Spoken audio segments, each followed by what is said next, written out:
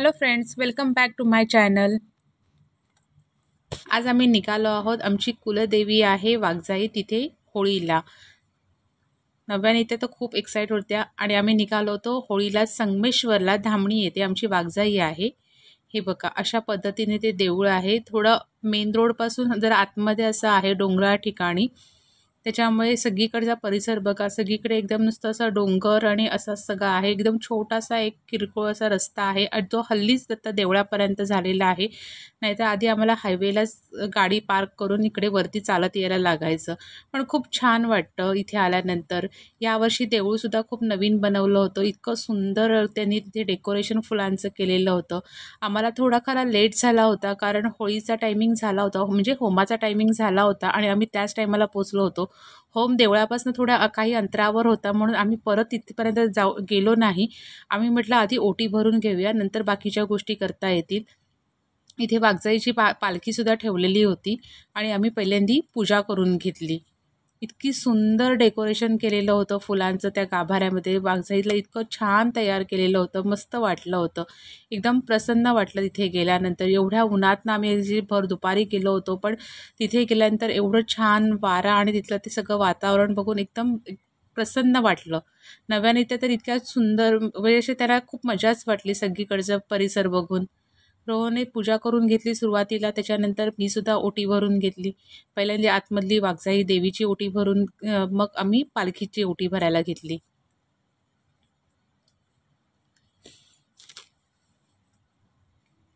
इतकं सुंदर वातावरण होतं तिथलं। सगळे गावकरी तिथे जमतात। सगळी ज्यांची ज्यांची ही देवी कुलदेवी असते ते सगळेजण ह्या दिवशी इथे पालखीला येतात, ओटी भरायला येतात, होमाला येतात, आवर्जून येतात। वर्षातनं एक दिवस तरी सगळीजण ह्या आवर्जून इथे येतात, त्यामुळे खूप छान वाटतं।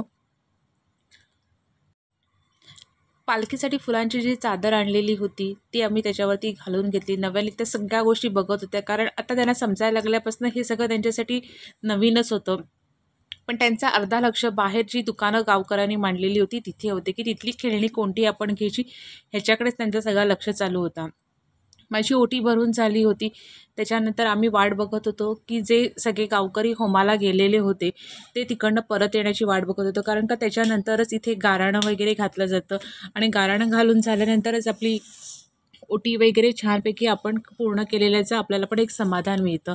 इतकं सुंदर तिथपर्यंत आम्ही देवळाचा सगळा परिसर बघत होतो। खरं मला त्या दोघींना होम दाखवायला घेऊन जायचं होतं, पण ते खूप अंतरावरती होतं आणि एवढं परत त्यांना तिथे चालत घेऊन जायचं एवढ्या डोंगरातनं ते चांगलं वाटत नव्हतं, कारण खूप दुपार।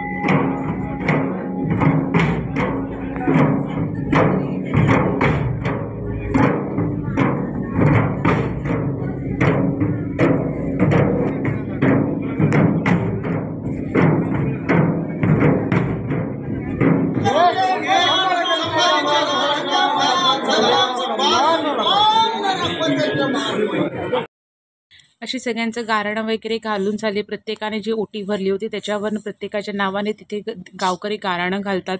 सगळी लोक आवर्जून इथे येतात। खूप लांब लांब राहणारी असतात, पण आपल्या कुलदेवीला शिमग्यातनं नक्की ओटी भरायला आणि होमासाठी येतात।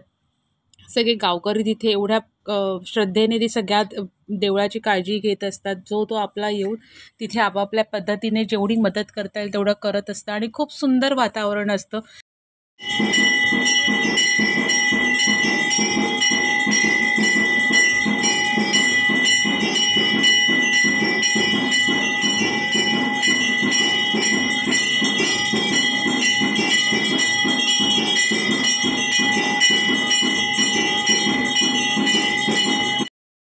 अशा सगळ्या पद्धतीने सगळी पूजा वगैरे झाली आणि ह्या दोघी लगेच सुरू झाल्या की आम्हाला काहीतरी खेळणी हवेत, आम्हाला काहीतरी खेळणी हवेत।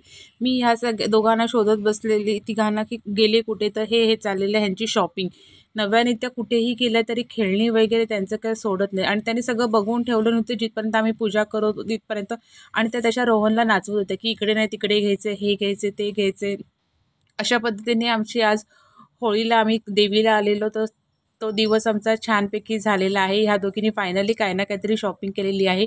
कसा वाटला व्हिडिओ मला नक्की कमेंट्स करून सांगा। Happy Holy.